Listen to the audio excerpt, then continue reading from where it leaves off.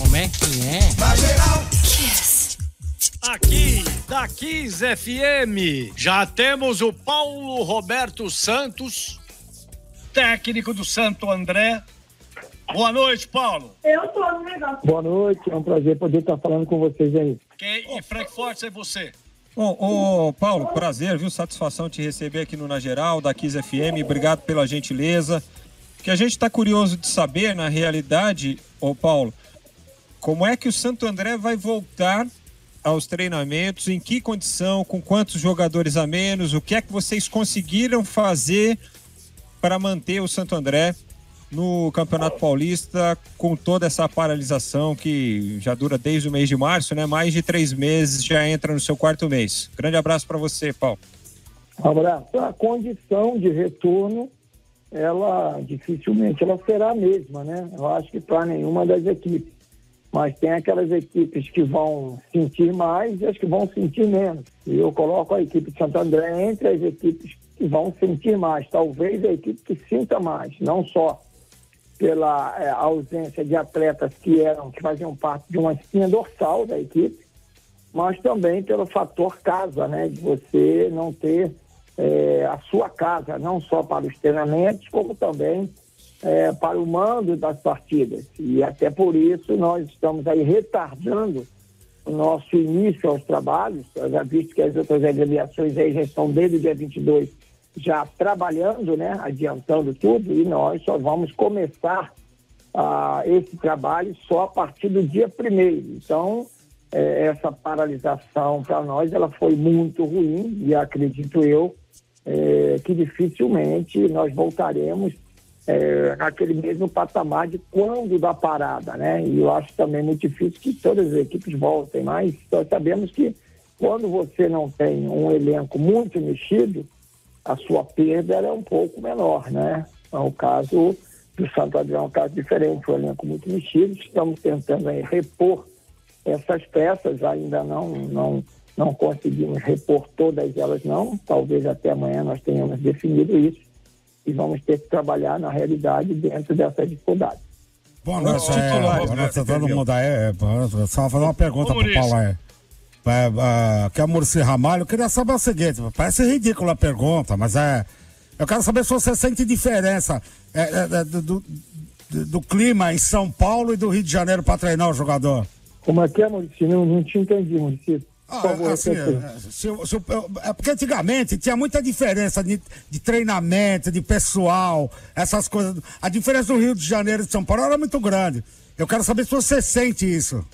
Não sinto não, Maurício. Não sinto não, até porque eu estou muito mais habituado no futebol paulista do que até no próprio futebol carioca. Então eu não sinto essa diferença não, Maurício. Legal.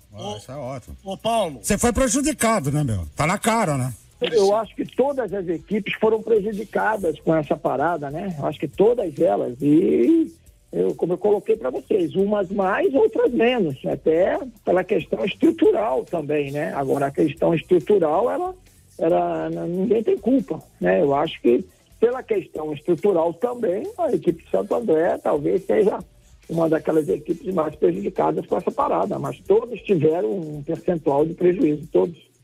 Ô Paulo, é o Zé Paulo que está falando, boa noite. Boa noite. O negócio está tão bagunçado, e aí já é bagunçado normalmente, agora então que foi todo mundo pego de surpresa, ficou pior.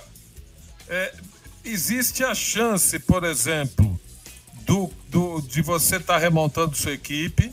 Para mim, no meu entendimento, o Campeonato Paulista deveria ter sido dado como encerrado e o Santo André, para mim, é o campeão paulista desse ano. Também acho. Resolveram de outra forma. Eu acho que jogando em campo é melhor, mas não vai ter data. Nós já fizemos as contas aqui. A gente precisa de 64 datas ainda para completar todas as competições. Não vamos ter isso até o final do ano, né?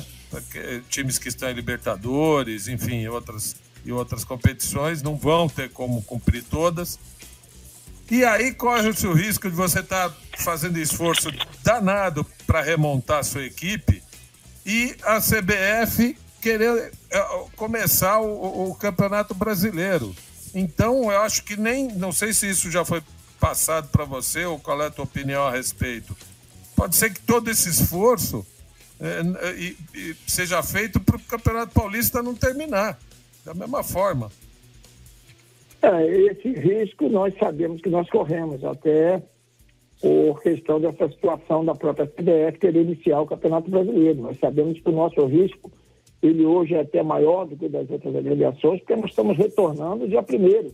Né? E o risco dessa competição aí, de repente, sabe, nós sermos pegos de surpresa aí, e ela voltar a partir do dia 15, que seria, como é que se diz, para nós seria totalmente inviável a nível de preparação, esse risco nós corremos. E nós sabemos disso aí, mas infelizmente é o futebol brasileiro, as pessoas que comandam também, né, elas decidem sempre sem ouvir e sem conversar com as pessoas que estão mais dentro do campo, né, que conhecem mais daquilo que estão fazendo. Paulo, é o Lélio de novo falando com você. Você gosta do apelido de Luxemburgo do interior? Olha, veja bem, eu não posso ter nada contra eu ter, como eu digo, nem ser comparado, né? Mas citado a um Vanderlei Luxemburgo, a um Felipão, a um Muricy Ramalho, a um Tele Santana.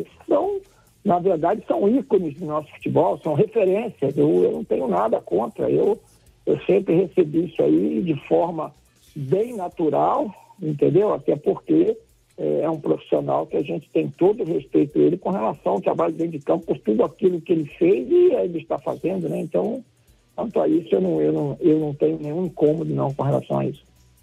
E quando Paulo, você era jogador... Quantos titulares você perdeu do time? Quantos titulares do time você perdeu? Nós perdemos 5 titulares, 4 titulares absolutos, né, que vinham, e um substituto eventual do Ronaldo, que era o centroavante, que vinha ali como substituto eventual, que era o outro centroavante que nós tínhamos no elenco. Então, na realidade, 5 peças assim, muito importantes, né? Goleiro, zagueiro, meio-campo, e 2 centroavantes. Tá, agora, Paulo, quando você era jogador, qual técnico que você se inspirou assim, pô, esse cara sabe, o tipo de jogo dele é legal? Você tem assim um cara que você se inspirou para montar seus times? Olha, eu quando jogador, eu não tenho assim nenhuma referência muito grande, não. Eu tenho, sim, na época de categoria de base, que eu tive grandes treinadores, né? Como Pinheiro, como Neca, na categoria de base do Botafogo, Pinheiro, né? Célio de Souza. Então, foram profissionais que eu tive no início da carreira. Mas, a partir do momento que eu já estava praticamente encerrando a minha carreira, já pensando em trilhar um novo caminho, né, como treinador, nós sempre tivemos profissionais que a gente acompanhava, que a gente admirava e procurava tirar tudo de bom desses profissionais, como coloquei para vocês anteriormente aí, Tele Santana, né, o próprio Vanderlei, né, o Nelsinho Batista também no início, nós admirávamos muito, e depois na sequência aí, o Filipão, o próprio Muricy Ramalho, Tite, são grandes referências, são referências que eu acho que todos nós que estamos iniciando a carreira temos que ter como exemplo. Só um minutinho, você falou Vanderlei Luxemburgo primeiro. Ele falou Vanderlei Luxemburgo primeiro. É o apelido dele, professor. Ele falou Muricy também, meu. Mas ele falou primeiro Vanderlei Luxemburgo primeiro. É porque o apelido dele é Luxemburgo do interior. Não. As nossas referências são muitas. Eu acho que nós temos muitos bons treinadores no futebol brasileiro. Eu sempre olhei dessa forma, né? Eu vejo assim, às vezes as pessoas não veem, mas eu vejo grandes treinadores no futebol brasileiro e a gente tem grandes referências, como eu coloquei para vocês. Eu queria fazer uma pergunta, se vocês me permitem. Pois não, José Silvério. Boa noite, Paulo. Prazer. Boa noite. Eu tive a honra de narrar alguns jogos em que você atuou como lateral esquerdo.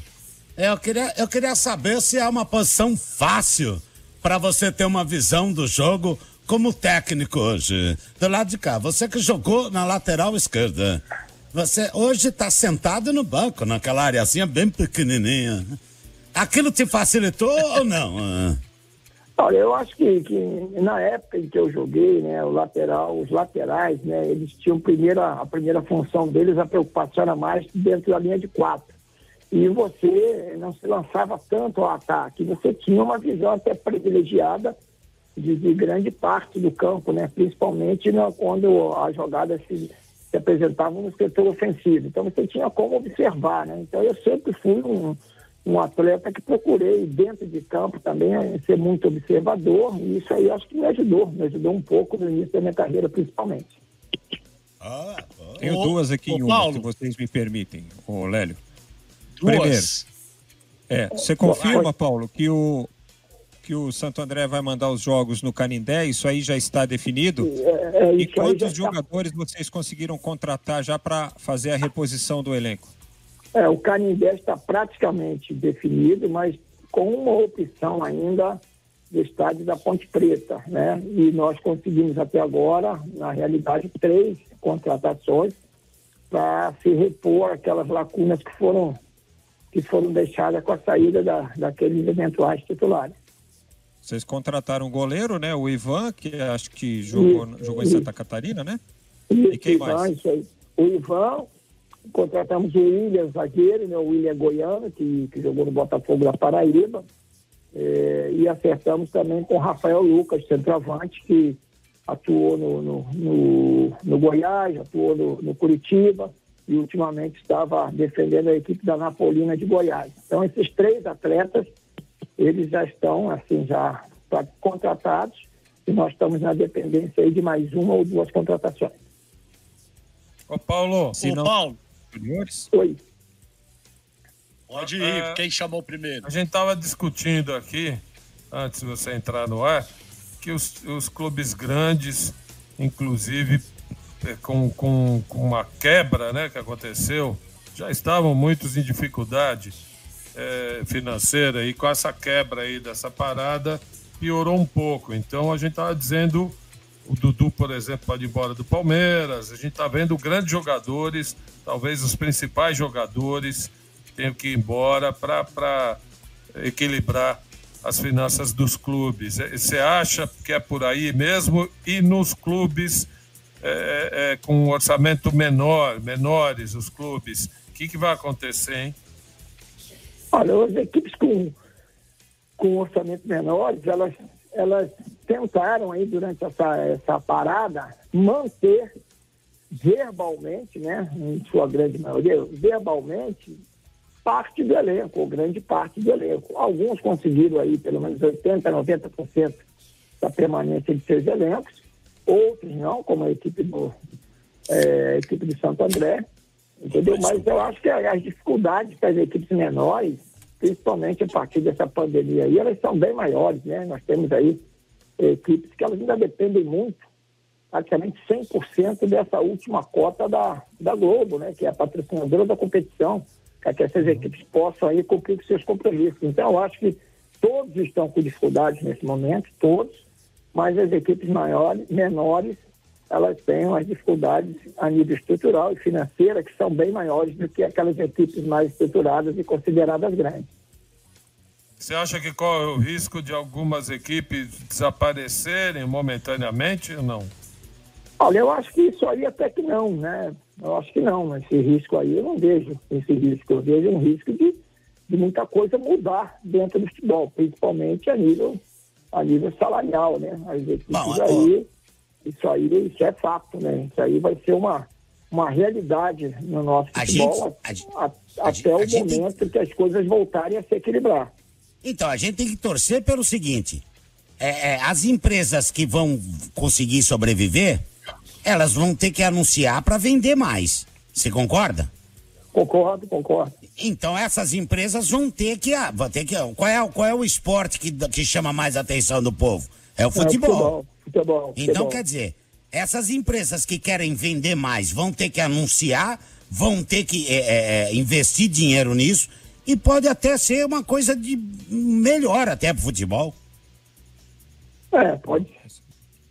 Mas... Oi? Cadê o Paulo? Caiu? Tá picotando a linha aí. Tá me ouvindo? Tá me ouvindo bem aí? Agora sim. Eu vejo uma situação ainda muito indefinida no futebol com relação a tudo isso, pela questão do futebol ainda estar retornando, mas sem a presença do torcedor, né? Eu acho que o futebol sem a presença do torcedor, que na realidade, hoje é fato, isso aí tem que ser feito, nós entendemos essa situação, mas isso aí também não torna o futebol muito atrativo, principalmente aos investidores, as empresas que investem em equipes. Isso aí tira um pouco também do poder de investimento dessas empresas em equipes de futebol. Mas eu não acho que o público, aquele público que tá no estádio, seja o alvo da empresa. Eu acho que o alvo da empresa tá quem tá na televisão, para quem tá assistindo de outros lugares, porque o número é muito maior, você concorda? Eu concordo com você, concordo. Sendo pro futebol, para vocês, pros jogadores, pros atletas, pra equipe técnica, a torcida é muito importante. Mas eu acho que pro patrocinador, pro cara que investe dinheiro no futebol, eu acho que é outro público dele, o público que tá assistindo na TV. Eu acho, pelo menos. A colocação sua, ela é bem pertinente, realmente, o que você está colocando. Ô, Paulo, uma última dúvida aqui da minha parte. A Federação Paulista de Futebol passou alguma coisa já para os clubes relacionada ao regulamento da competição? Por exemplo, vou citar um exemplo aqui. O último jogo do Santo André foi contra o Mirassol, fora de casa, perdeu 1-0, normal. Né? Um jogo difícil, atuando contra o Mirassol lá, debaixo de um sol danado. Só que aí, assim, veio a pandemia, o que fez o Mirassol? Negociou o Camilo com a Ponte Preta. Ou o Camilo negociou com a Ponte Preta, saiu do Mirassol, veio para a Ponte Preta. Esse jogador pode, por exemplo, atuar por uma segunda equipe no campeonato? Passaram alguma coisa de regulamento para vocês? O que é que muda, o que é que não? Não, no Campeonato Paulista ele não pode atuar, não. Nós tivemos essa situação também. O nosso zagueiro Luizão se transferiu também para a Ponte Preta, né? E não pode atuar pela Ponte Preta. Então você não pode, nem da Série A3 ou da Série A2, não pode se transferir para a equipe de Série A e atuar ainda nessa competição. Então essa possibilidade ela não existe. Bom, vamos agradecer a participação do Paulo Roberto Santos, técnico do Santo André. Muito obrigado, Paulo. Um abraço para você e mais sucesso. Está fazendo um brilhante trabalho. E Ramalhão Ramalhão EO! Obrigado aí, uma boa noite a todos vocês e uma satisfação poder ter falado com vocês.